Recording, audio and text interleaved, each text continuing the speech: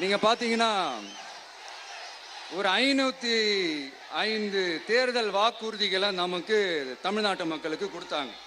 அதுல எத்தனை வாக்குறுதிகளை இந்த திமுக கவர்மெண்ட் நிறைவேற்றிருக்கு?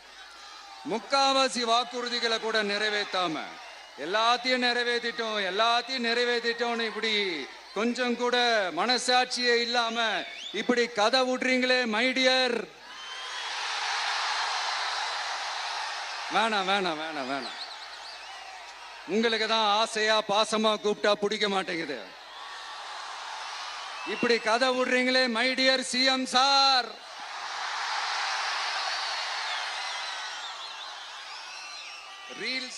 ரீல்ஸ் வேற ரியாலிட்டி வேற நீங்களே சொல்லிட்டு இப்ப நீங்க விடுறது அம்பட்டும் ரீல்ஸ் தான். அதுல எல்லாம் பாதியில அருந்தும் போயிடுச்சு. அப்படி அருந்து போன ரீல்ஸ் எல்லாம் கொஞ்சம் என்னன்னு பாப்போமா? கேஸ் சிலிண்டருக்கு மானியமா 100 ரூபாய் தரேன்னு சொன்னீங்களே, தந்தீங்களா?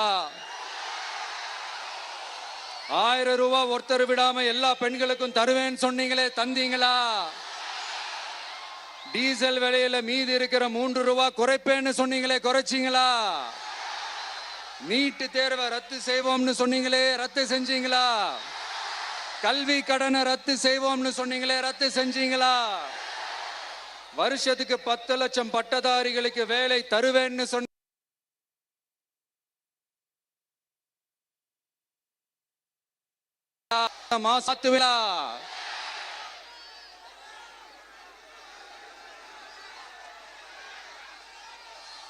மீனவர்களை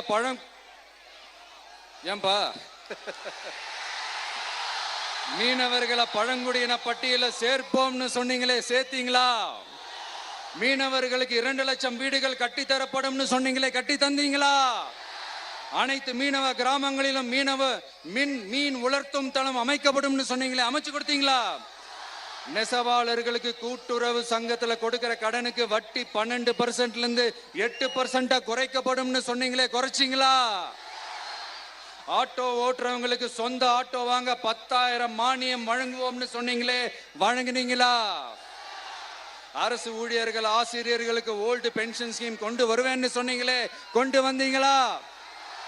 பகுதி நேர ஆசிரியர்களுக்கு பணி நிரந்தரம்னு சொன்னீங்களே, செஞ்சீங்களா? சத்துணவு மற்றும் அங்கன்வாடி பணியாளர்களுக்கு அரசு பணி உறுதின்னு சொன்னீங்களே, செஞ்சீங்களா? முதியோர் உதவித்தொகை 1500 ரூபாய் தருவேன்னு சொன்னீங்களே, தந்தீங்களா?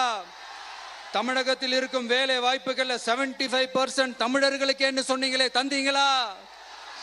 3 லட்சத்தும் மேல் இருக்கிற காலி பணியிடங்கள் நிரப்பப்படும் சொன்னீங்களே, நிரப்புனீங்களா? தூய்மை பணியாளர்கள் பணி ஊதியம் ஓய்வூதியம் போன்ற கோரிக்கைகள் நிறைவேற்றப்படும் சொன்னீங்களே, நிறைவேற்றினீங்களா? மக்கள் நல பணியாளர்களாக 25,000 பெண்கள் நியமிக்கப்படுவார்கள் சொன்னீங்களே, நியமிச்சீங்களா? ரேஷன் கடையில மீண்டும் உளுந்து வழங்கப்படும் சொன்னீங்களே, கொடுத்தீங்களா? அனைத்து அரசு வேலை வாய்ப்புகளிலும் பெண்களுக்கு 40% முன்னுரிமை வழங்கப்படும் சொன்னீங்களே, கொடுத்தீங்களா? 35 வயதுக்கும் மேற்பட்ட திருமணமாகாத ஆதரவற்ற பெண்களுக்கு கல்வி தகுதிக்கு ஏற்ப அரசு வேலை வழங்கப்படும் சொன்னீங்களே, வழங்கினீங்களா?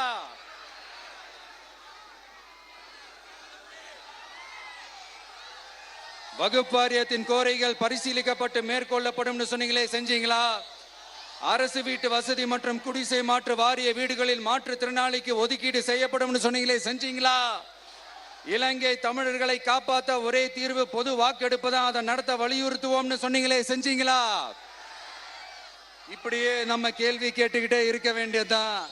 இவங்க கிட்ட இருந்து எந்த பதிலும் வரப்போறது இல்ல. ஏன்னா இருந்தாதானே. அதனால நான் உங்களை கேட்கிறேன், செய்வோம் செய்வோம் செய்வோம் செய்வோம்னு சொன்னாங்களே, செஞ்சாங்களா? சத்தமா சத்தமா மைடியர். வேணாம் வேணாம் வேணாம். அப்படி கூப்பிட்டா, ஆசையா பாசமா கூப்பிட்டா அவங்களுக்கு பிடிக்க மாட்டேங்குது. அதனால கேக்குதா மைடியர் சிஎம் சார்? அவங்க பண்றது துரோகம்னா நீங்க பண்றது நம்பிக்கை மோசடி. இது ரெண்டுமே ஒண்ணுதான், ரெண்டுமே ஏமாத்து வேலைதான், இது ரெண்டுமே ஜனநாயக குற்றம் தான். இப்படி ஏமாத்துறதுல இவங்க 2 பேருமே ஒரே வகைரா தான்.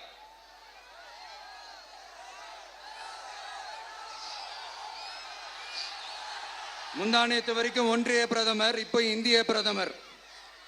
இப்படி மாத்தி மாத்தி பிளேட்டை மாத்தி மாத்தி பேசுறதுல நம்ம சிஎம் சார் ரொம்ப பிரில்லியன்ட். இப்ப புரியுதா மக்களே? மறைமுக உறவுக்காரர்கள்னு நாம ஏன் சொல்றோம்னு?